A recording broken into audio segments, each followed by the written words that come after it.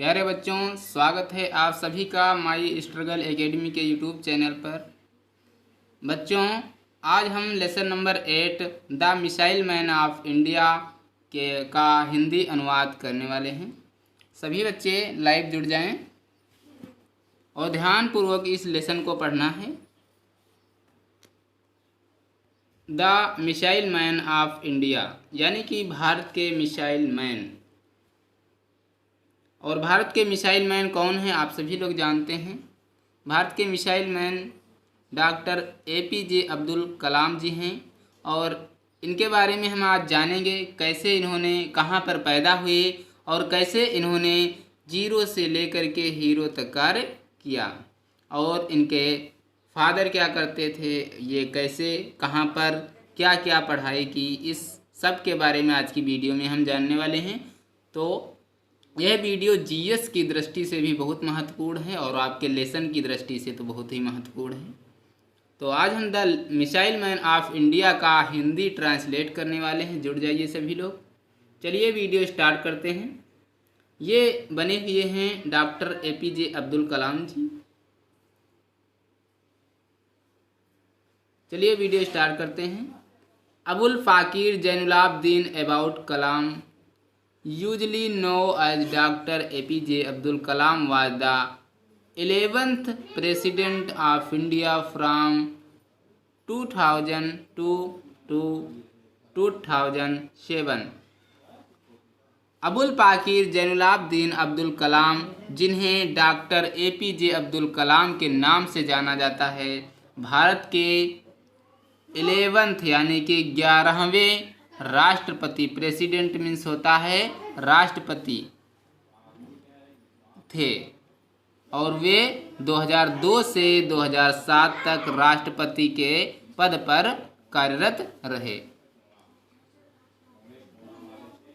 इसके बाद है APJ Abdul Kalam was born on 15 September 1931 at Rameswaram in Tamil Nadu. APJ Abdul Kalam was means था, बोर्न मीन्स जन्मे, on 15 October 15 October 1931 at Rameswaram in Tamil Nadu.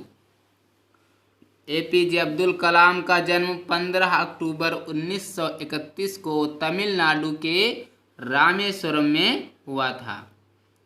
Although he was born in a poor family, और इनका जन्म एक गरीब परिवार में हुआ था। यह एक गरीब परिवार में पैदा हुए थे। Although मीन्स होता है हालांकि, he मीन्स वह, was मीन्स जन्मे, was मीन्स थे, born मीन्स जन्मे, in a poor family यानी कि एक गरीब परिवार में वे जन्मे। He was an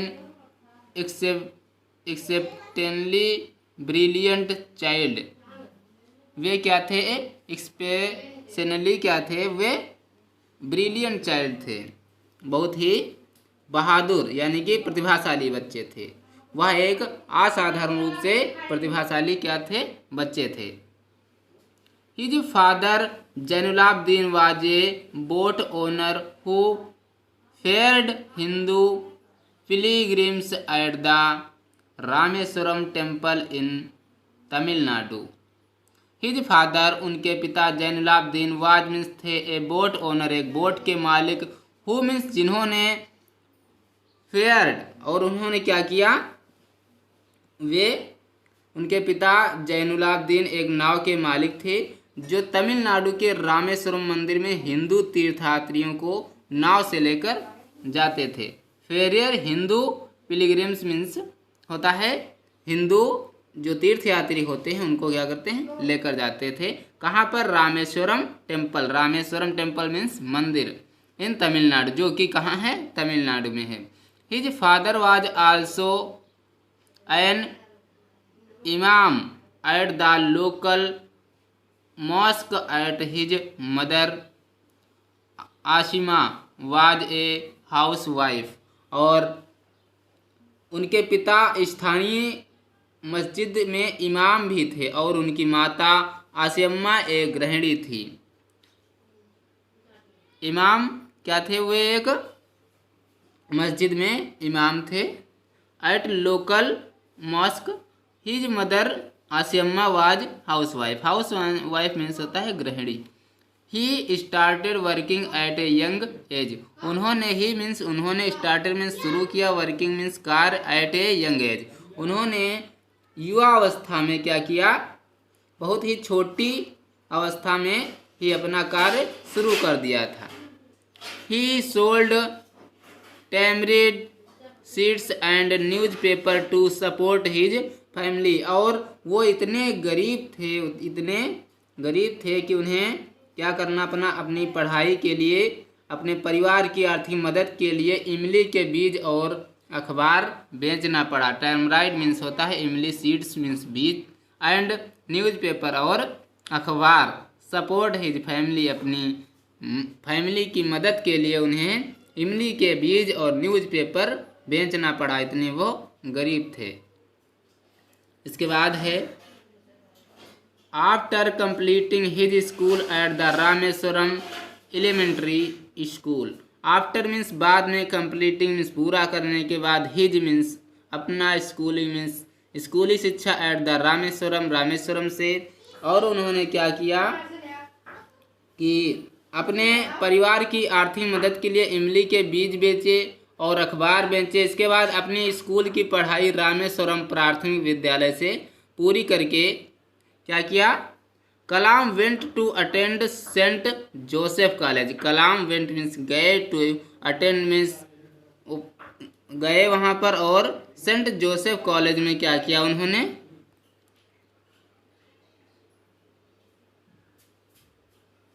तिरुचिपल्ली, और जहाँ पे तिरुचिरापल्ली के सेंट जोसेफ्स कॉलेज में दाखिला लिया। यानी कि प्राइमरी की शिक्षा उन्होंने अपने ही स्थानीय लोकल गांव से किए, जहां रामेश्वरम से, और उसके बाद आगे की पढ़ाई के लिए उन्होंने क्या किया, सेंट जोसेफ कॉलेज में दाखिला लिया। इसके बाद the college was affiliated to the University of Madras from where he graduated in physics in 1954। और इसके बाद उन्होंने क्या किया, द कॉलेज वाज एफिलिएटेड, जो कॉलेज था वह कॉलेज मद्रास विश्वविद्यालय से मान्यता प्राप्त था। यूनिवर्सिटी ऑफ मद्रास से क्या था, एफिलिफाइड था, मान्यता प्राप्त था। From where he graduated in physics 1954, जहाँ से उन्होंने क्या किया, ग्रेजुएट की पढ़ाई पूरी की 1954 में। जहाँ से उन्होंने क्या किया, 1954 में भौतिक विज्ञान, फिजिक्स मीन्स होता है भौतिक विज्ञान, जिसे ग्रेजुएशन भी होता है, भौतिक विज्ञान में स्नातक किया। He specialize in aero engineering from Madras institute of technology MIT। और इन्होंने क्या किया कि उन्होंने मद्रास इंस्टीट्यूट ऑफ टेक्नोलॉजी से एरो इंजीनियरिंग की पढ़ाई पूरी की।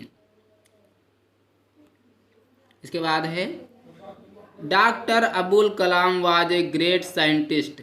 Doctor Abul Kalam was means थे, ए ग्रेट मीन्स महान, साइंटिस्ट मीन्स वैज्ञानिक। डॉक्टर अब्दुल कलाम एक महान वैज्ञानिक थे।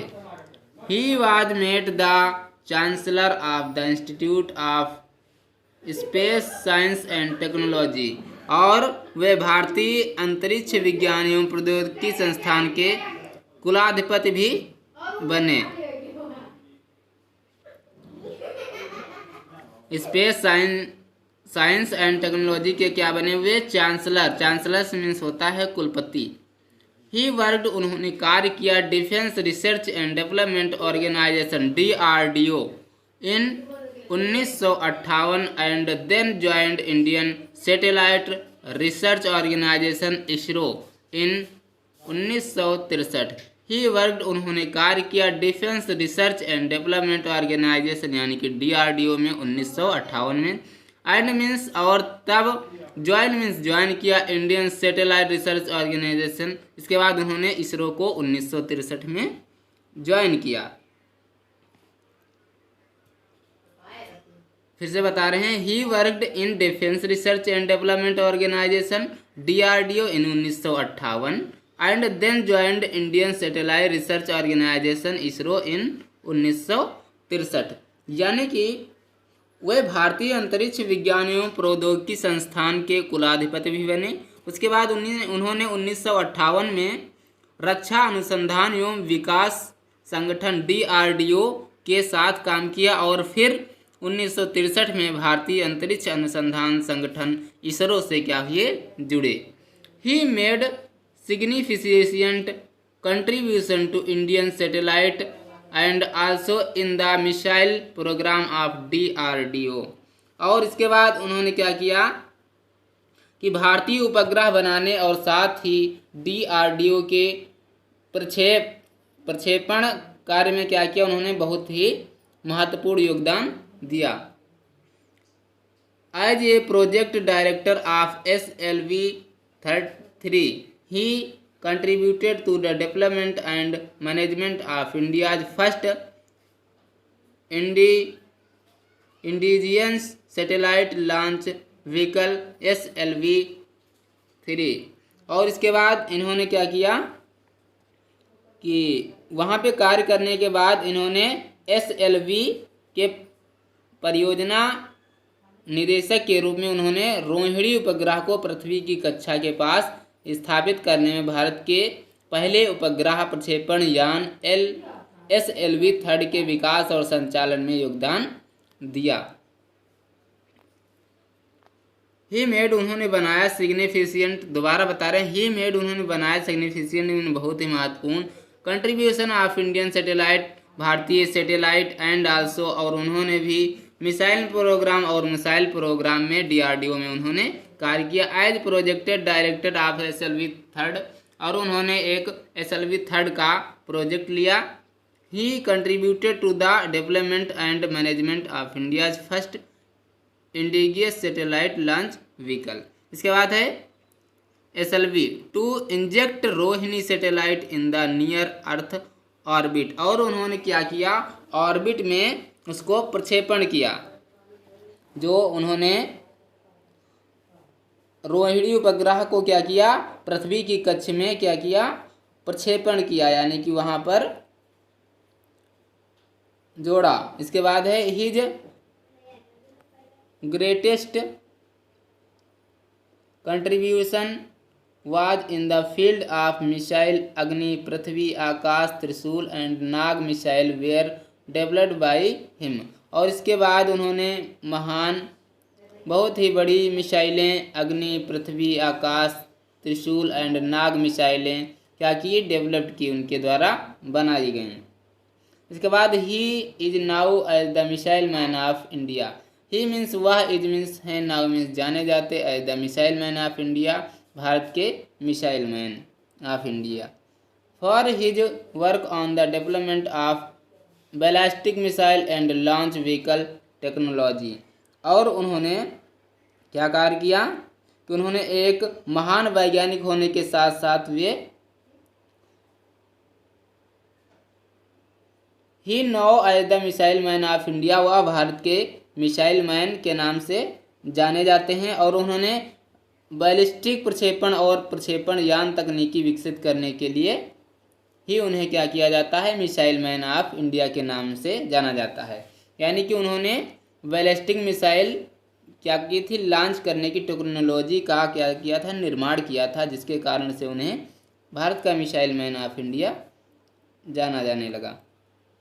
इसके बाद है beside being such a great scientist he was a great writer too.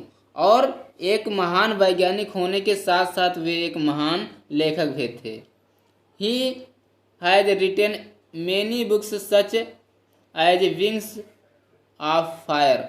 और उन्होंने क्या किया, बहुत सारी पुस्तकें लिखी, जैसे कि wings of fire, ignited means, target 3 billion, turning point, India 2020, a vision for the new millennium, my journey. इस प्रकार से उन्होंने क्या किया, बहुत सारी पुस्तकें, बहुत सारी किताबें उन्होंने लिखी भी, यानी कि वे एक लेखक भी थे और वे वैज्ञानिक भी थे।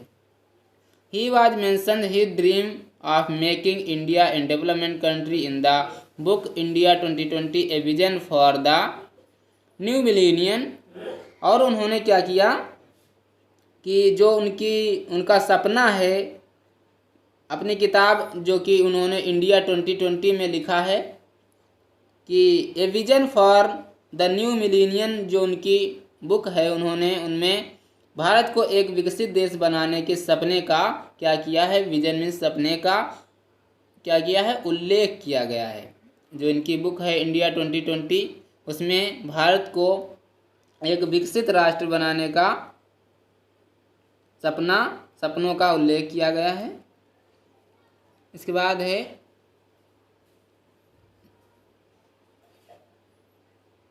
His advice to youngsters of the nation was to dream.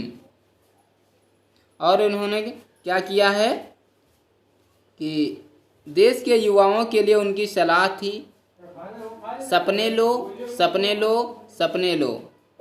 इस प्रकार से उन्होंने जो देश के युवा हैं उनको सलाह दी कि सपने लो, क्योंकि सपना जब होगा तभी आप इम्पोर्टेंट कोई भी कार्य कर पाएंगे।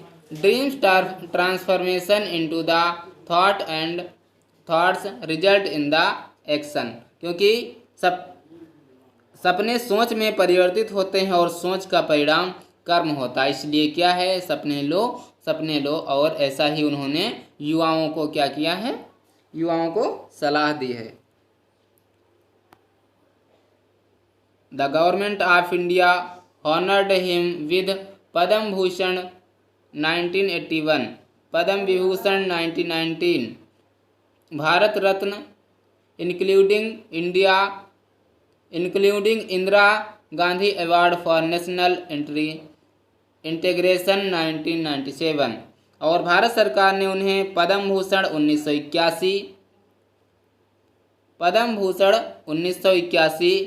विभूषण 1990, भारत रत्न और इंदिरा गांधी राष्ट्रीय एकता पुरस्कार से क्या किया गया है, सम्मानित किया गया है। इसके बाद है doctor Kalam passed away on 20 July 2015 while delivering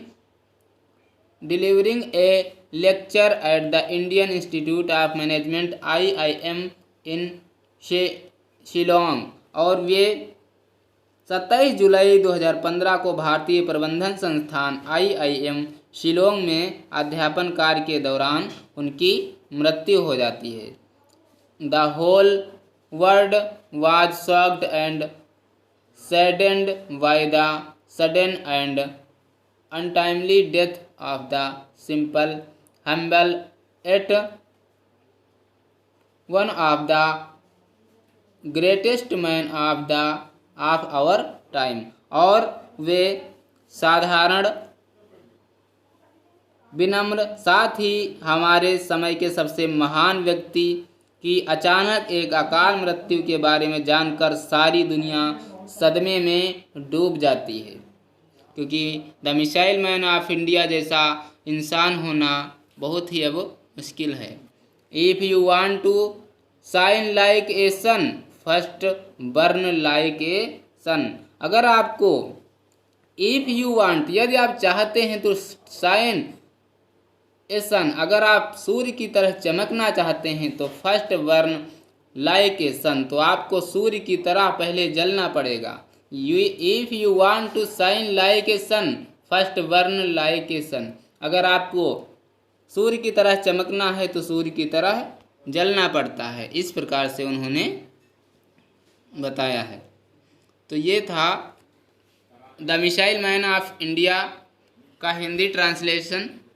आशा करता हूँ आपको वीडियो अच्छा लगा होगा। वीडियो अच्छा लगा है तो वीडियो को लाइक करके जाएं, और चैनल को पहली बार देख रहे हैं तो चैनल को सब्सक्राइब कर लें।